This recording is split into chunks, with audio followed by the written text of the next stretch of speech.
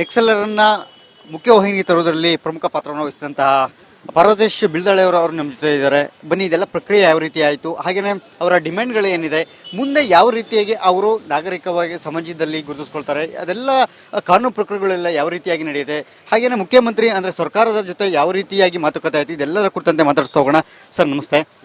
ಈ ಒಂದು ಪ್ರಕ್ರಿಯೆಯಲ್ಲಿ ತಾವು ಭಾಳ ಒಂದು ಪ್ರಮುಖವಾದಂಥ ಪಾತ್ರವನ್ನು ವಹಿಸಿದ್ದೀರಿ ಟೀಮಲ್ಲಿ. ನೀವು ಯಾವ ರೀತಿ ಇತ್ತು ಸರ್ ಈ ಒಂದು ಜರ್ನಿ? ಒಂದು ಸರ್, ಇದು ಒಂದು ನಕ್ಸಲ್ ಶರಣಾಗತಿ ಮತ್ತು ಪುನರ್ವಸತಿ ಒಂದು ಪಾಲಿಸಿಯನ್ನು ಕರ್ನಾಟಕ ಸರ್ಕಾರ ರೂಪಿಸಿತು. ಇದು ಸಿದ್ದರಾಮಯ್ಯ ಸರ್ಕಾರ ಬಂದ ನಂತರ ಆಗಿದ್ದು. 2022ರ ಮಧ್ಯಭಾಗದಲ್ಲಿ ಈ ಪ್ರಕ್ರಿಯೆ ಶುರು ಆಯಿತು. ಗೃಹ ಇಲಾಖೆಯ ಕೆಲವು ಹಿರಿಯ ಪೊಲೀಸ್ ಅಧಿಕಾರಿಗಳು ಬಂದು, ಈ ಹಿಂದೆ ನಾವು ನಕ್ಸಲರನ್ನ ಸಂದರ್ಶನ ಮಾಡಿದ್ದು, ಅವ್ರ ಬಗ್ಗೆ ಲೇಖನಗಳನ್ನು ಬರೆದು ಅಧ್ಯಯನ ಮಾಡಿದ್ದರಿಂದಾಗಿ ಒಂದು ಸಮಿತಿ ಮಾಡೋ ಯೋಚನೆ ಇದೆ, ಇದರ ಭಾಗವಾಗಬೇಕು ನೀವು ಅಂತೇಳಿ ನಮಗೆ ಸೂಚಿಸಿದರು. ನಾವು ಒಪ್ಕೊಂಡ್ವಿ. ಅದಾದ ನಂತರ ಭಾರತದ ಬೇರೆ ಬೇರೆ ರಾಜ್ಯಗಳಲ್ಲಿ ಇರುವಂಥ ಶರಣಾಗತಿ ಪ್ಯಾಕೇಜ್ಗಳು, ಪುನರ್ವಸತಿ ಪ್ಯಾಕೇಜ್ಗಳನ್ನು ಅಧ್ಯಯನ ಮಾಡಿ ಒಂದು ಉತ್ತೇಜನಕಾರಿಯಾಗುವಂಥ ಒಂದು ಪಾಲಿಸಿಯನ್ನು ಕರ್ನಾಟಕ ಸರ್ಕಾರ ರೂಪಿಸ್ತು. ಇದರಲ್ಲಿ ಆಗಿನ ADGP ಆಗಿದ್ದಂಥ ಮಿಸ್ಟರ್ ಶರತ್ ಚಂದ್ರ ಅವರು ಭಾಳ ಮಹತ್ವದ ಪಾತ್ರವನ್ನು ವಹಿಸಿದರು ಅದರಲ್ಲಿ. ಯಾಕೆಂದರೆ ಇತರ ರಾಜ್ಯಗಳ ಪಾಲಿಸಿಗೆ ಹೋಲಿಸಿದರೆ, ಶರಣಾಗತಿ ಪಾಲಿಸಿಗೆ ಹೋಲಿಸಿದರೆ ಕರ್ನಾಟಕದ ಪ್ಯಾಕೇಜು ಮತ್ತು ಪಾಲಿಸಿ ನಕ್ಸಲರು ಮತ್ತೆ ಮರುಯೋಚನೆ ಮಾಡುವ ರೀತಿಯಲ್ಲಿ, ಮುಖ್ಯವಾಹಿನಿಗೆ ಬರುವಂತೆ ಉತ್ತೇಜನ ಕೊಡುವ ರೀತಿಯಲ್ಲಿ ಆ ಪಾಲಿಸಿ ಇತ್ತು. ಅದಾದ ನಂತರ ನಾವು ಸರ್ಕಾರ ಸಮಿತಿ ರಚನೆಯನ್ನು ಅಧಿಕೃತವಾಗಿ ಘೋಷಿಸಿತು. ನಮ್ಮ ಕೆಲಸವನ್ನು ಶುರು ಮಾಡಿದ್ವಿ. ಸಮಿತಿ ರಚನೆ ಆದಾಗ ಕರ್ನಾಟಕದ ನಕ್ಸಲರು ಕರ್ನಾಟಕದಲ್ಲಿ ಇರಲಿಲ್ಲ. ಆ್ಯಕ್ಚುಲಾಗಿ ಅವರು ಕರ್ನಾಟಕ, ಕೇರಳ ಮತ್ತು ತಮಿಳುನಾಡು ಗಡಿ ಪ್ರದೇಶಗಳು ಸಂಧಿಸುವಂಥ ಟ್ರೈ ಜಂಕ್ಷನ್ ಅಂತ ಕರೀತಾರೆ, ಆ ಅರಣ್ಯ ಪ್ರದೇಶದಲ್ಲಿ ಅವರು ನೆಲೆಸಿದ್ರು.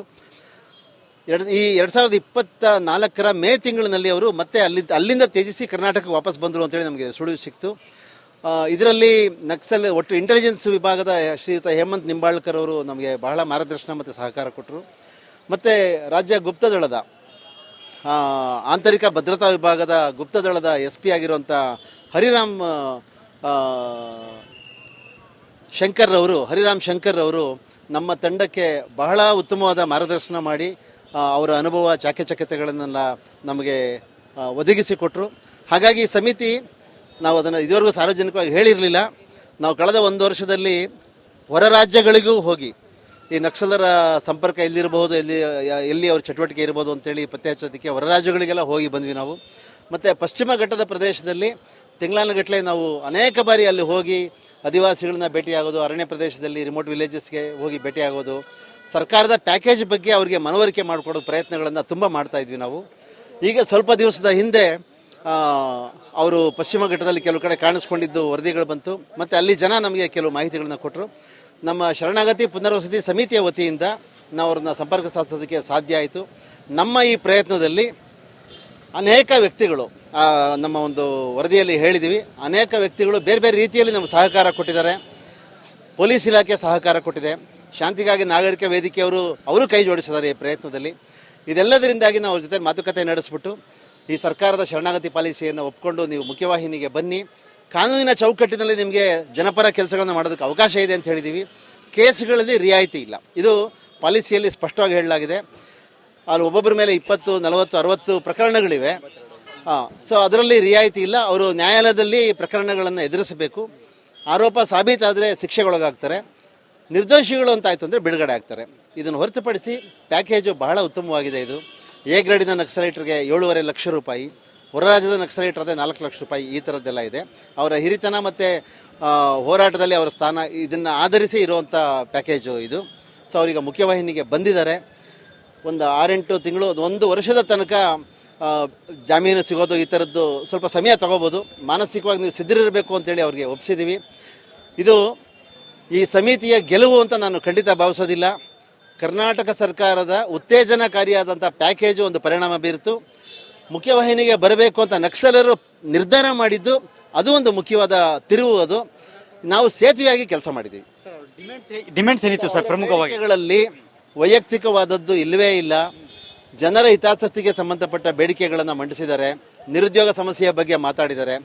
ಕೃಷಿ ಮಾಡುವಂಥ ರೈತರ ಮತ್ತು ಪಶ್ಚಿಮ ಘಟ್ಟದಲ್ಲಿರುವಂಥ ಆದಿವಾಸಿಗಳು, ಅಲ್ಲಿನ ಕೃಷಿ ಸಮಸ್ಯೆಗಳ ಬಗ್ಗೆ ಮಾತಾಡಿದ್ದಾರೆ. ಆರ್ಥಿಕ ನೀತಿಗಳ ಬಗ್ಗೆ ಮಾತಾಡಿದ್ದಾರೆ. ಕಸ್ತೂರಿ ರಂಗನ್ ವರದಿಯನ್ನು ಒಪ್ಕೋಬಾರ್ದು ಕರ್ನಾಟಕ ಸರ್ಕಾರ ಅಂತ ಕೇಳಿದ್ದಾರೆ. ವೈಯಕ್ತಿಕವಾಗಿರುವಂಥ ಒಂದು ಬೇಡಿಕೆ ಅವ್ರದ್ದೇನೆಂದರೆ ಅವರ ಆರೋಗ್ಯ ಸ್ವಲ್ಪ ಕ್ಷೀಣ ಆಗಿದ್ದು ಹಲವು ಆರೋಗ್ಯದ ಸಮಸ್ಯೆಗಳನ್ನು ಎದುರಿಸ್ತಾ ಇದ್ದೀವಿ ನಾವು. ನಮ್ಮ ಬಗ್ಗೆ ಸರ್ಕಾರ ಈ ವಿಚಾರದಲ್ಲಿ ಕಾಳಜಿಯನ್ನು ತೋರಿಸ್ಬೇಕು ಅಂತ ಕೇಳಿದರೆ, ಬಹಳ ದೊಡ್ಡ ಬೇಡಿಕೆ ಏನು ಅಂತಂದರೆ ನಮ್ಮನ್ನು ಘನತೆಯಿಂದ ನಡೆಸ್ಕೋಬೇಕು, ನಮ್ಮನ್ನು ಘನತೆಯಿಂದ ಸರ್ಕಾರ ನಡೆಸ್ಕೋಬೇಕು ಅಂತೇಳಿ ಅವರು ಹೇಳಿದರು. ಬಹುಶಃ ಸರ್ಕಾರ ಆ ವಿಚಾರದಲ್ಲಿ ಬಹಳ ಸೂಕ್ಷ್ಮವಾಗಿ ನಡ್ಕೊಂಡಿದ್ದಾರೆ. ಅವ್ರು ಎಲ್ಲೂ ಅವ್ರನ್ನ ಹೀನಾಯಗೊಳಿಸದೆ ಅವರನ್ನು, ಹಾಗೆ ವೈಭವೀಕರಿಸದೇನೂ ಸಹ ಕಾನೂನಿನ ಚೌಕಟ್ಟಿನಲ್ಲಿ ಘನತೆಯಿಂದ ಅವ್ರನ್ನ ಬರಮಾಡಿಕೊಂಡಿದ್ದಾರೆ. ಈ ವಿಚಾರ ಕುರಿತಂತೆ ಸಮಿತಿಯ ಸದಸ್ಯನಾಗಿ ನಮ್ಮ ಇಡೀ ಸಮಿತಿಗೂ ಸಹ ಸಮಾಧಾನ ತಂದಿದೆ, ನಮ್ಮ ಕಾರ್ಯ ಸಮಾಧಾನ ತಂದಿದೆ ಅಂತಲೇ ಹೇಳಬೇಕು. ಹಾಗೆಯೇ ಈಗ ಈ 6 ಜನರ ನಕ್ಸಲರ ಶರಣಾಗತಿಯ ಮೂಲಕ ಕರ್ನಾಟಕ ರಾಜ್ಯದಲ್ಲಿ ನಕ್ಸಲ್ ಸಂಪೂರ್ಣವಾಗಿ ಮುಕ್ತ ಆಗಿದೆಯಾ, ಯುಗಾಂತ್ಯ ಆಗಿದೆಯಾ, ಅಥವಾ ಮತ್ತೆ ಏನಾದ್ರೂ ಇನ್ನೊಂದಷ್ಟು ತೆರೆಮರೆಯಲ್ಲಿ ಇದ್ದಾರಾ ಅಥವಾ ಉಟ್ಕೊಳ್ಳುವಂಥ ಸಾಧ್ಯತೆಗಳಿದೆಯಾ? ಸರ್, ಈಗ ನಮಗೆ ತಿಳಿದ ಮಟ್ಟಕ್ಕೆ ಪಶ್ಚಿಮ ಘಟ್ಟದ ಅರಣ್ಯದಲ್ಲಿ ಯಾರಿದ್ರು ಅವರೆಲ್ಲರೂ ಮುಖ್ಯವಾಹಿನಿಗೆ ಬಂದಿದ್ದಾರೆ. ಭೂಗತ ಸಶಸ್ತ್ರ ಹೋರಾಟ ನಡೆಸ್ತಾ ಇದ್ದರು, ಮುಖ್ಯವಾಹಿನಿಗೆ ಬಂದಿದ್ದಾರೆ. ಈಗಿರೋ ಮಾಹಿತಿ ಪ್ರಕಾರ ಶಸ್ತ್ರಾಸ್ತ್ರಗಳನ್ನು ಹಿಡಿದುಕೊಂಡು ಅರಣ್ಯ ಪ್ರದೇಶ ಇರುವಂಥವ್ರು ಯಾರೂ ಇಲ್ಲ. ಆದರೆ ನಕ್ಸಲ್ ಸಮಸ್ಯೆ ಯಾವಾಗ ಹುಟ್ಟುತ್ತೆ ಅನ್ನೋದ್ರ ಬಗ್ಗೆ ಎಲ್ಲರಿಗೂ ಅರಿವಿದೆ.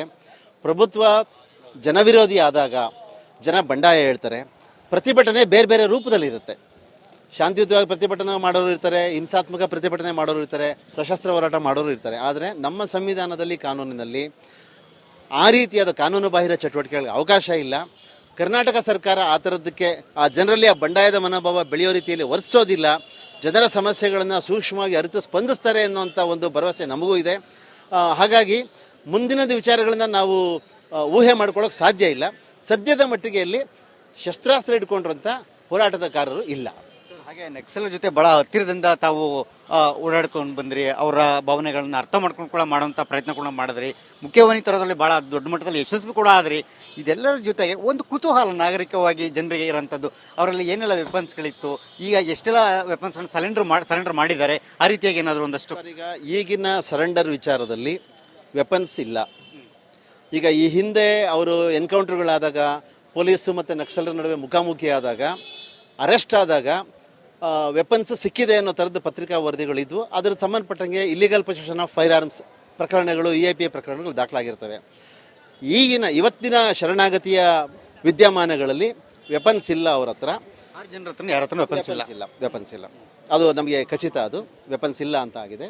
ಅವರು ಮುಖ್ಯವಾಹಿನಿಗೆ ಬಂದಿದ್ದಾರೆ.